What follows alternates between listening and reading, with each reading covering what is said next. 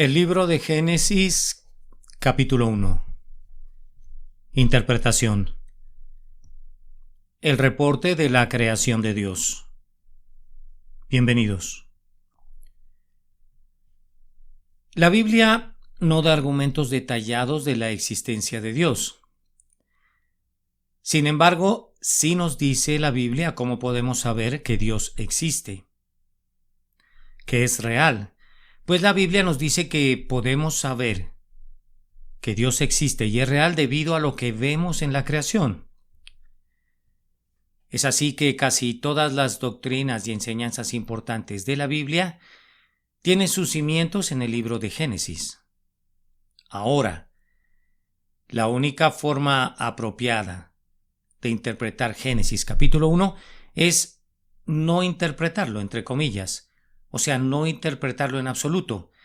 Y esto precisamente debido a que la gente ha abandonado la verdad de Génesis y se ha ido en pos de sus filosofías. Y es por eso que la sociedad está en tal confusión y perdición el día de hoy.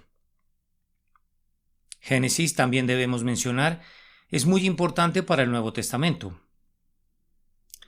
puesto que muchos de estos pasajes del Antiguo Testamento, o más bien de Génesis, son citados más de una vez en el Nuevo.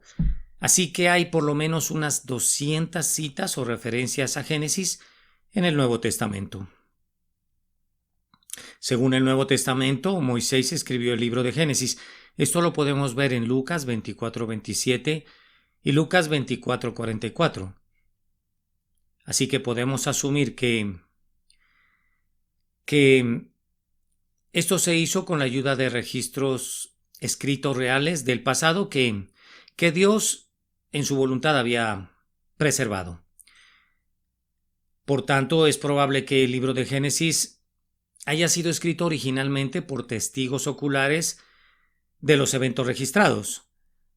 Posiblemente las narraciones originales fueron registradas en tabletas de piedra o de barro, una práctica muy común de los tiempos primitivos, que después pasaba de padre a hijo y así sucesivamente, llegando finalmente a la posesión de Moisés. Jesús declaró la importancia de creer lo que Moisés escribió, porque se supone que Moisés escribió el Génesis, claro está. Cuando dice, porque si creyeseis a Moisés, me creeríais a mí, porque de mí escribió él, pero si no creéis a sus escritos, ¿cómo creeréis a mis palabras? Esto lo encontramos en Juan capítulo 5, versículos 46 y 47. De forma que no podemos decir que creemos en Jesús si no creemos definitivamente en el libro de Génesis. Ahora miremos algo acerca de la importancia filosófica de conocer a Dios como creador. Y es que hay muchas respuestas posibles a la pregunta de cómo todo llegó a existir. De hecho, algunos dicen que alguna vez no había absolutamente nada y ahora hay algo. Otros, incluyendo la Biblia, dicen que antes de que algo hubiese sido creado, existía un ser personal. Hace aproximadamente, al respecto, 100 años, existió un gran filósofo alemán llamado Arthur Schopenhauer, el cual tenía el hábito de vestirse como un vagabundo y un día vestido así, se sentó en un banco de Berlín a pensar profundamente. Este filósofo Arthur Schopenhauer es muy conocido. Cuando se sentó en un banco de Berlín a pensar profundamente, su apariencia hizo que un policía sospechara de él, así que le preguntó, ¿tú quién eres? Schopenhauer respondió, señor policía, ojalá yo lo supiera. De hecho, desde el aspecto filosófico estamos como Schopenhauer, que ni siquiera sabemos acerca de la creación y de ese ser personal de Dios hasta que leemos y creemos en el libro de Génesis. Es indiscutible el día de hoy que la única forma en que podemos descubrir realmente quiénes somos es a través de Dios, y el mejor lugar para descubrirlo comienza, como no, en el libro de Génesis en la Biblia.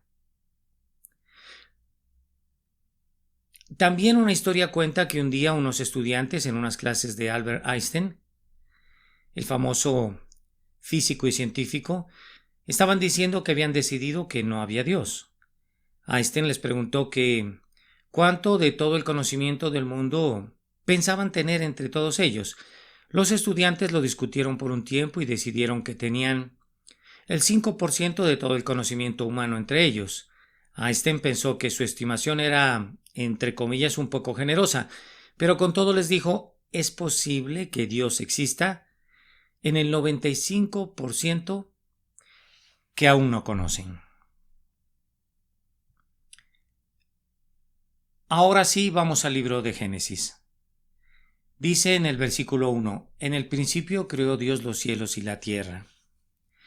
Esta declaración de creó Dios los cielos y la tierra será detallada en los siguientes versículos, pero lo cierto es que la Biblia declara simple y directamente que el mundo no se creó a sí mismo, ni apareció por casualidad, sino que el mundo fue creado por Dios, quien por definición es eterno y siempre lo ha sido. Así que, en pocas palabras, si crees en Génesis 1:1, pues realmente no tendrás problema para creer el resto de la Biblia. Cuando dice aquí en el principio creó Dios, esta palabra Dios es una palabra antigua que se lee como Elohim. Gramaticalmente es una palabra plural, usada como si fuera singular. O sea, habla de varios como si fuera de uno, y a través de esta palabra tenemos un testimonio claro de que Moisés tuvo como objetivo mostrar la Trinidad con esta palabra, Dios, Elohim, o las tres personas en la naturaleza divina de Dios. También dice, creó Dios los cielos. Creó Dios los cielos. Bueno, el simple hecho de la creación de Dios es aún más maravilloso cuando consideramos la grandeza del universo de Dios, pues por cada pedazo de cielo del tamaño de la luna, si pudieses ver muy profundamente en el espacio, podrías ver cerca de 1.000.000 de galaxias. Pero está claro que Dios hizo todo esto solo, Él solo.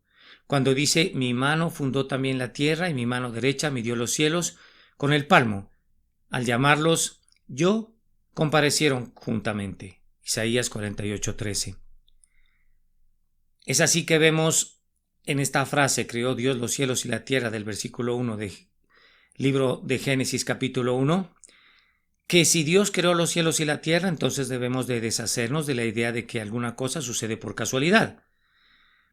Pues la casualidad, entre comillas, solo describe la probabilidad estadística de que algo suceda. En pocas palabras, la casualidad en sí no puede hacer nada. Es así que asignar tal poder a la casualidad pues no tiene sentido, ya que esta casualidad no tiene ningún poder. Por ejemplo, cuando se lanza una moneda, la posibilidad de que caiga sobre el lado que tiene una cara es del 50%. Sin embargo, la, entre comillas, casualidad no hace que caiga sobre ese lado. El que caiga sobre un lado u otro depende de la fuerza con que se lance la moneda, la fuerza de la corriente del aire y la presión del aire mientras la moneda está en él. O sea que la casualidad en realidad no hace nada, solo describe simple y llanamente una probabilidad. En estas dos palabras, Dios creó, pues está inherente esta frase en la idea de que Dios está implícito en que Él es un diseñador inteligente, ya que solo un diseñador inteligente podría crear un universo perfecto, y no la casualidad. Nuestro universo definitivamente es un universo perfecto.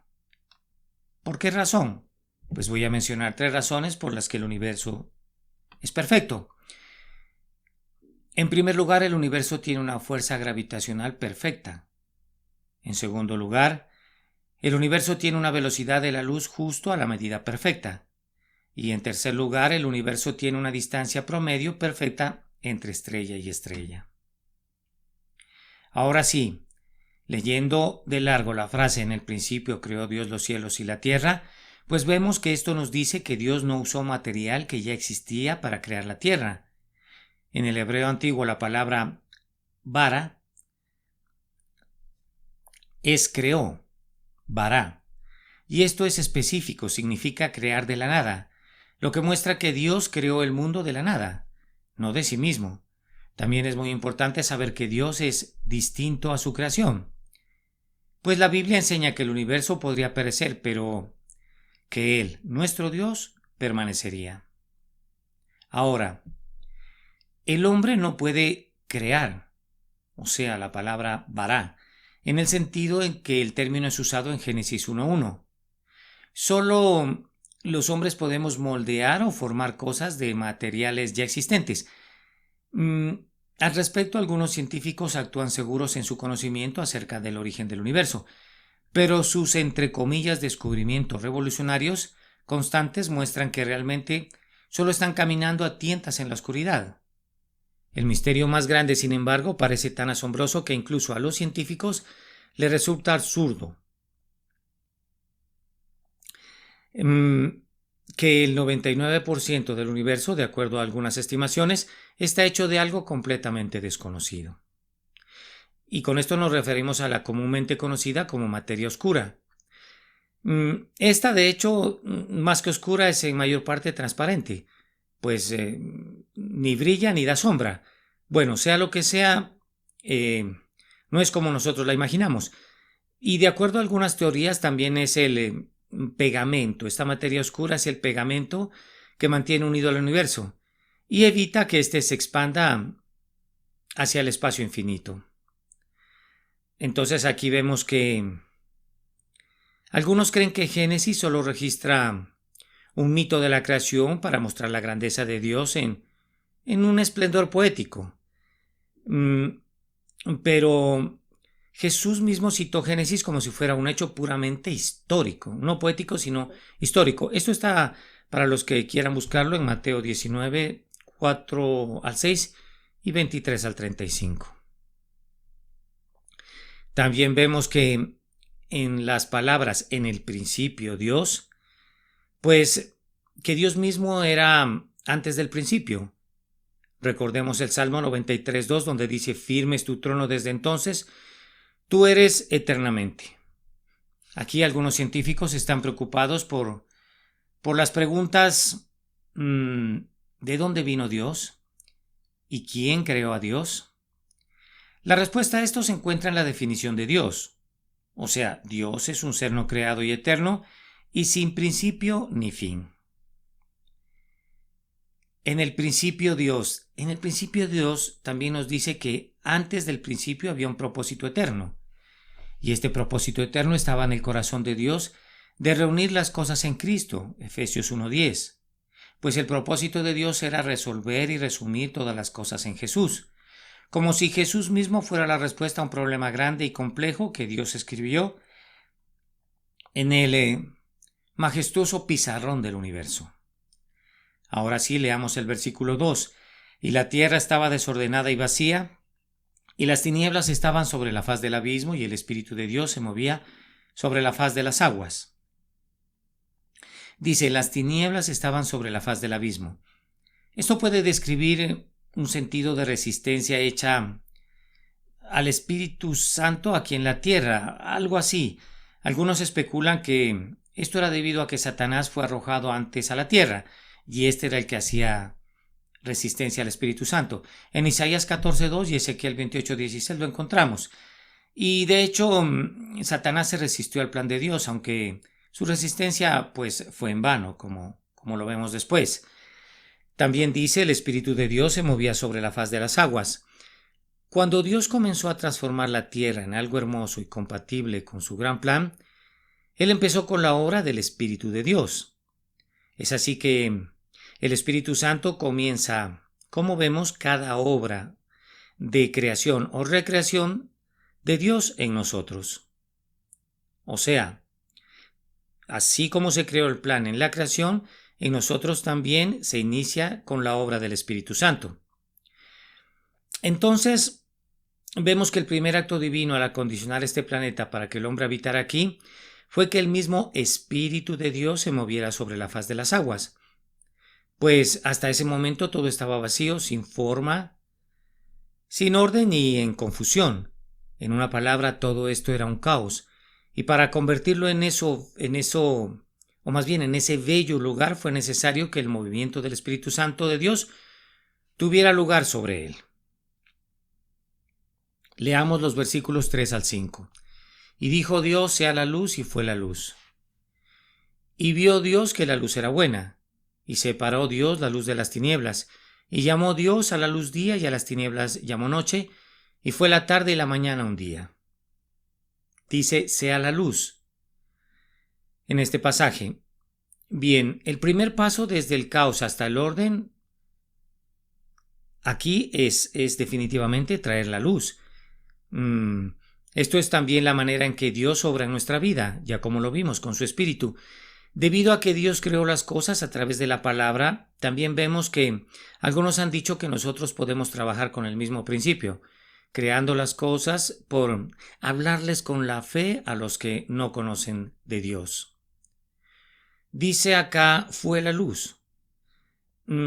Génesis nos dice que la luz, el día y la noche existían desde antes que el sol y la luna fueran creados en el cuarto día. Génesis 1:14.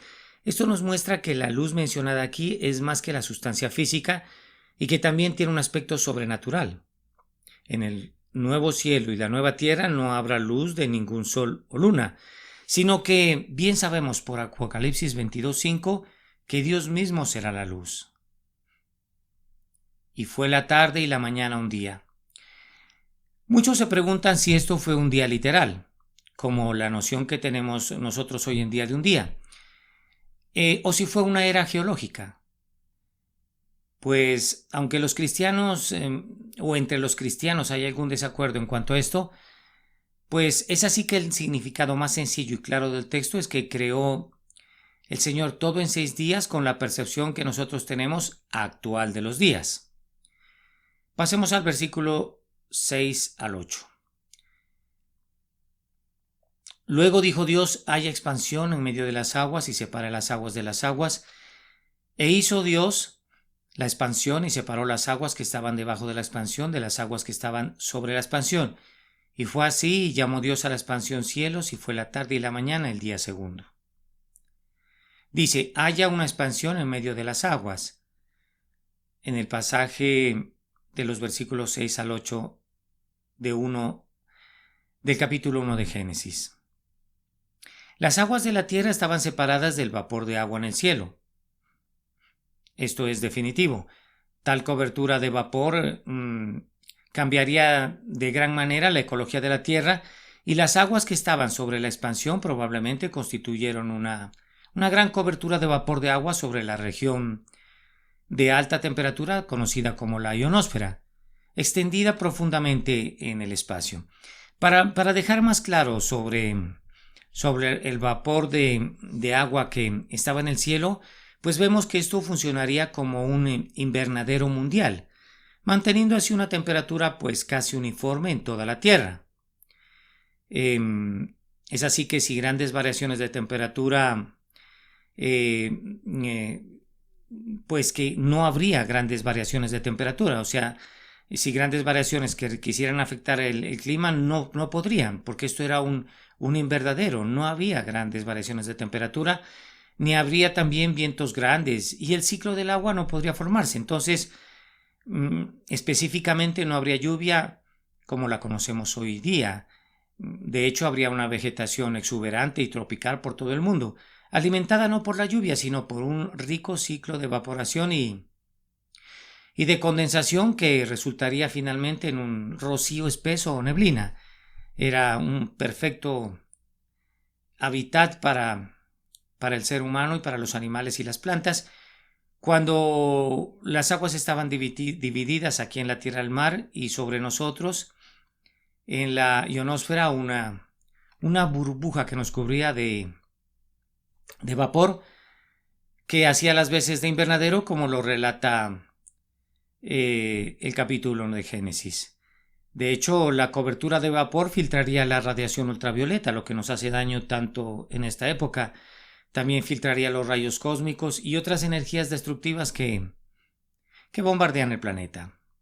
Y Y se sabe que todo estos, los rayos ultravioleta, los rayos cósmicos y todas esas energías son causa de mutaciones que disminuyen la duración de la vida humana aquí en la Tierra. Así que con esta burbuja de vapor, con este invernadero, la duración de la vida humana y animal, pues sería aumentada grandemente. Versículos 9 al 13. Dijo también Dios: júntense en las aguas que están debajo de los cielos en un lugar, y descúbranse lo seco. Y fue así, llamó Dios a lo seco tierra, y a la reunión de las aguas llamó mares. Y vio Dios que era bueno. Después dijo Dios: produzca la tierra hierba verde, hierba que dé semilla, árbol de fruto que dé fruto según su género, que su semilla esté en él sobre la tierra. Y fue así. Produjo pues la tierra hierba verde, hierba que da semilla según su naturaleza, y árbol que da fruto, cuya semilla está en él, según su género. Y vio Dios que era bueno, y fue la tarde y la mañana el día tercero. Dice en el pasaje: júntense las aguas que están debajo de los cielos en su lugar. Aquí la idea es que antes de esto la tierra estaba cubierta de agua. Ahora las aguas están juntadas en un solo lugar y aparece la tierra seca, como vemos. También dice: produzca la tierra hierba verde.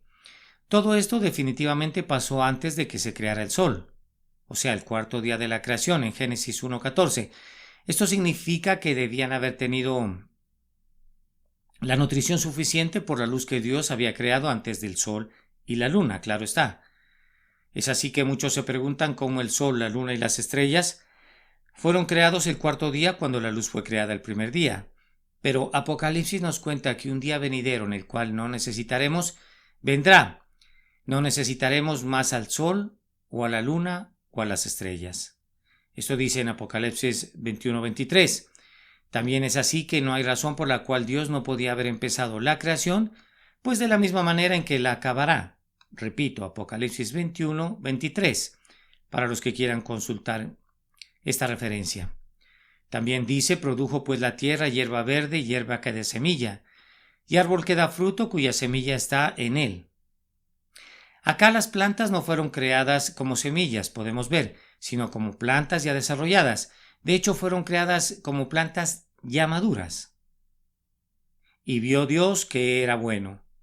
Dios sabe positivamente qué es el término bueno, pues Dios no llama bueno al mundo hasta que llega a ser habitable, o sea, un lugar donde el hombre pueda vivir. Produzca la tierra hierba verde, hierba que dé semilla, y vio Dios que era bueno, dice el pasaje. Acá algunos utilizan este pasaje para apoyar el uso de las drogas, o sea, alucinantes, especialmente la marihuana, porque esto es pasto y hierba verde, pero seguramente no toda hierba es buena para todo. Por ejemplo, la cicuta es natural, pero no es buena. De hecho, el uso de drogas de esta manera es siempre condenado en la Biblia y calificado como hechicería. Recordemos bien que el uso incorrecto de las drogas muchas veces es asociado en la palabra, como digo, con hechicería, con santería y lo oculto. Versículos 14 al 19. Luego dijo Dios: haya lumbreras en la expansión de los cielos para separar el día de la noche, y sirvan de señales para las estaciones, para días y años, y sean por lumbreras en la expansión de los cielos para alumbrar sobre la tierra. Y fue así. E hizo Dios las dos grandes lumbreras, la lumbrera mayor para que enseñorease en el día, y la lumbrera menor para que enseñorease en la noche. Hizo también las estrellas y las puso Dios en la expansión de los cielos, para alumbrar sobre la tierra, y para señorear en el día y en la noche, y para separar la luz de las tinieblas. Y vio Dios que era bueno, y fue la tarde y la mañana el día cuarto. Dice acá: sirvan de señales para las estaciones.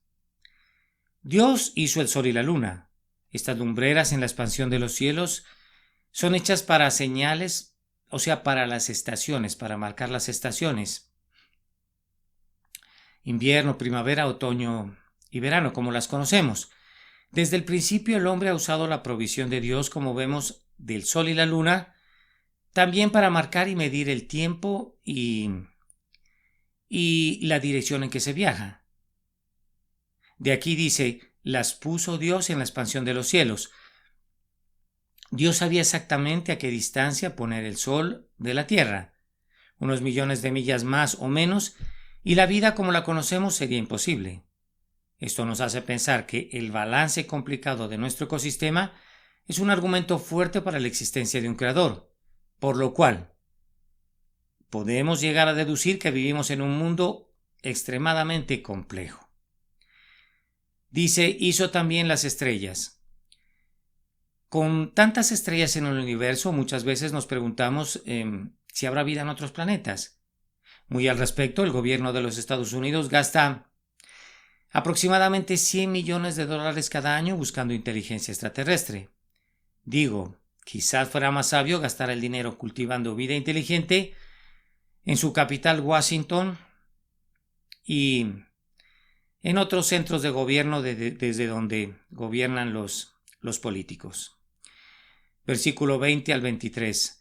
Dijo Dios, produzcan las aguas seres vivientes y aves que vuelen sobre la tierra, en la abierta expansión de los cielos, y creó Dios los grandes monstruos marinos, y todo ser viviente que se mueve, que las aguas produjeron según su género, y toda ave alada según su especie. Y vio Dios que era bueno. Y Dios los bendijo, diciendo, fructificad y multiplicaos y llenad las aguas en los mares. Y multiplíquese en las aves en la tierra, y fue la tarde y la mañana el día quinto. Produzcan las aguas seres vivientes. Vemos que la gran variedad de las aves y las criaturas del mar fueron creados a la vez, y no evolucionaron lentamente durante millones de años, aunque la flora fue creada antes que la fauna. Los animales, no fueron creados a partir de las plantas. También dice, según su género. Toda vida animal vemos que es creada según su género. Dios a propósito estructuró mucha variación entre un género, pero un género no se convierte en otro. Por ejemplo, la estructura entre los perros es diversa. El perrito tacita de té, por ejemplo, es muy diferente al gran danés, pero los dos igualmente son perros y no se convertirán en ratas, no importa cuántas veces sean cruzados. Versículo 24 al 25. Luego dijo Dios, produzca la tierra seres vivientes según su género, bestias y serpientes y animales de la tierra según su especie. Y fue así. E hizo Dios animales de la tierra según su género, y ganado según su género, y todo animal que se arrastra sobre la tierra según su especie, y vio Dios que era bueno. Dice, produzca la tierra seres vivientes según su género. En el quinto día de la creación, Dios hizo las aves y las criaturas del mar, como vemos, pero ahora Dios pone toda su atención creativa en animales terrestres de varios tipos, según su género. Otra vez aquí se enfatiza esta importante frase. Dios permite una gran variación dentro de un género, pero un género nunca se convertirá, como vemos, en otro género. Versículo 26. Entonces dijo Dios, hagamos al hombre a nuestra imagen, conforme a nuestra semejanza, y señoree en los peces del mar, en las aves de los cielos, en las bestias, en toda la tierra y en todo animal que se arrastra sobre la tierra. Hagamos al hombre a nuestra imagen. El uso del plural hagamos en esta frase a nuestra imagen, conforme a nuestra semejanza, es consistente con la idea de que existe un Dios en tres personas, lo cual conocemos nosotros como la Trinidad de Dios. También dice a nuestra imagen. Un entendimiento de quién es el hombre comienza con saber que somos hechos a la imagen de Dios. El hombre es diferente a cualquier otra clase de ser creado, porque ha sido creado de una manera consistente con la naturaleza de Dios. Esto significa que hay una cima intransitable entre la vida humana y la vida animal. Aunque biológicamente somos semejantes a ciertos animales, pues somos distintos en nuestras capacidades morales, intelectuales y, como vemos, espirituales. Esto significa que también hay una brecha insalvable entre la vida humana y la vida angelical. En ningún lugar se nos dice que los ángeles son hechos a la imagen de Dios, y de esto resulta que los ángeles no pueden tener el mismo tipo de relación de amor y convivencia con Dios que nosotros. También dice a nuestra imagen. Hay cosas específicas en el hombre que le muestran que está hecho a la imagen de Dios. Podemos ver que solo el hombre tiene un rostro que naturalmente mira hacia arriba, que solo el hombre tiene una variedad tan grande de expresiones faciales, que solo el hombre tiene un sentido de la vergüenza que muestra al sonrojarse, que solo el hombre habla, Solo el hombre también posee personalidad, moralidad y espiritualidad, como ya lo habíamos dicho. Dice también a nuestra imagen. Esto no significa que Dios tiene un cuerpo físico o humano. Dios es espíritu, lo vemos en Juan 4:24. Pero aunque Dios no tiene un cuerpo físico, diseñó el cuerpo físico del hombre para que pudiera hacer muchas de las cosas que hace Dios, como es ver, oír, oler, tocar, hablar, pensar, planear, entre otras cosas. Dice también y señoree. Antes de que Dios creara al hombre, declaró que se señorearía sobre el mundo. En este sentido, es un pecado si el hombre no usa este dominio responsablemente, es decir, si no tiene un aprecio apropiado por la mayordomía de la tierra. Versículos 27 al 31. Y creó Dios al hombre a su imagen, a imagen de Dios lo creó. Varón y hembra los creó. Y los bendijo Dios y les dijo: fructificad y multiplicaos, llenad la tierra y sojuzgadla, y señoread en los peces del mar, en las aves de los cielos y en todas las bestias que se mueven sobre la tierra. Y dijo Dios: he aquí que os he dado toda planta que da semilla, que está sobre toda la tierra, y todo árbol en que hay fruto y que da semilla, os serán para comer.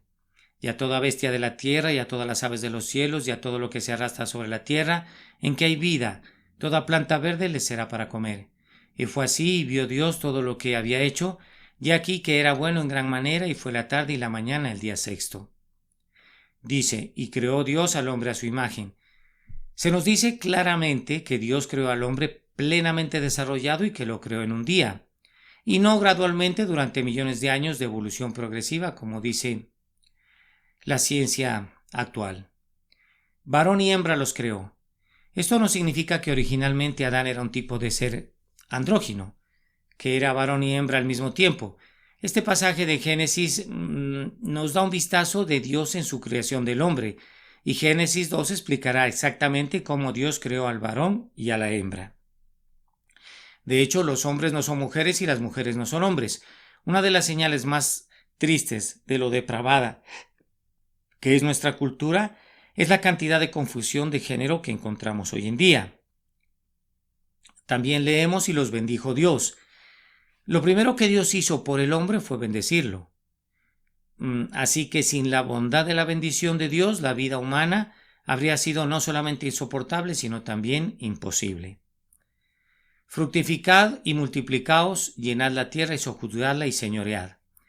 Dios también le da al hombre un trabajo: cumplir el propósito de Dios del dominio sobre la tierra, inherente al mandato en que el hombre debe ser fructífero y multiplicarse y llenar la tierra. En adición, Dios le dio a la humanidad un deseo sexual que haría que el poblar la tierra fuese rápido y probable.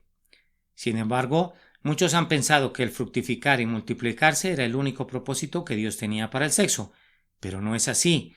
La razón primordial por la cual Dios creó el sexo, pues era para contribuir a la unión de una relación de una sola carne. Es así que vemos que los animales tienen relaciones sexuales solamente para reproducirse, pero la reacción sexual del ser humano es diferente a la reacción sexual del animal en muchas maneras.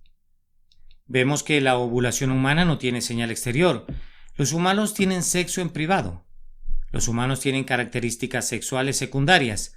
Solo los humanos demuestran una disponibilidad e interés constante por el sexo, en contraste al periodo de celo en los animales. Ninguna de estas dimensiones, especialmente humanas, se requieren para la reproducción, pero todas ellas son útiles para el sexo como herramienta para unir. Esto es definitivo. Finalmente dice: os serán para comer.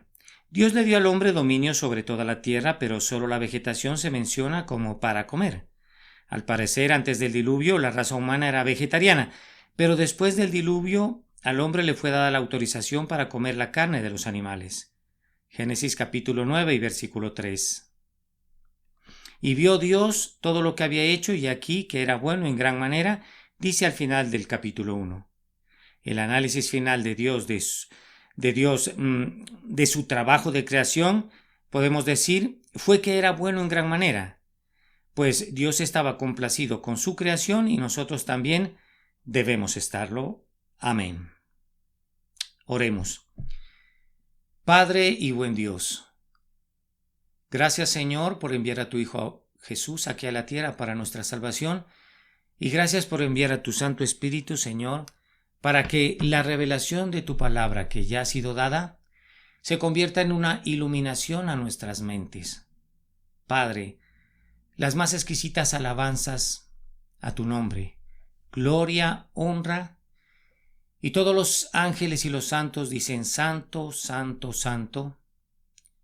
¿Quién como tú, Jehová de los ejércitos, dueño y Señor de los cielos, de la tierra y de todo lo que en ellos hay?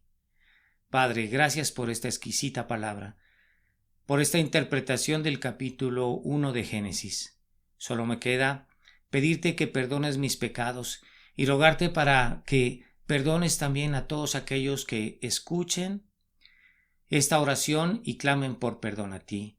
Señor, perfecciónanos en esos mismos pecados y enséñanos a ser fuertes y a manifestar nuestra fuerza en nuestra debilidad y en tu poder. Gracias, Señor, por esta abundante palabra. Te pedimos que venga cada día más unción sobre nosotros y más revelación. Amén y amén.